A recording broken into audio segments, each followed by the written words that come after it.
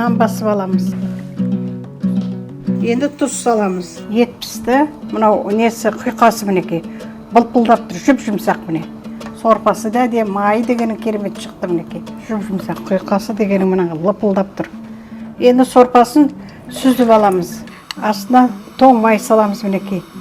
Пияз қуырамыз. Сәбіз саламыз, тәтті бұрыш саламыз, сарымсақ саламыз, қара бұрыш саламыз, қызыл бұрыш саламыз, картоплын саламыз. Бір ожаудай сорпа құямыз үстіне. Нанымыз иғанды, енді ысамыз қазір.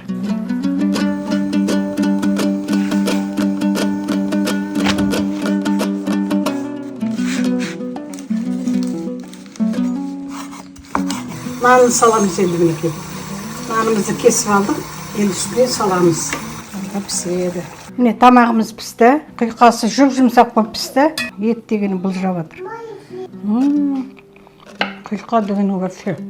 Етті прям жұлып жей беруге болады. Жүп-жұмсақ. Вообще мойын деген қатты болады. Білмеймін, мына мойын деген енді керемет. Міне сүйегінен түсіп жатыр.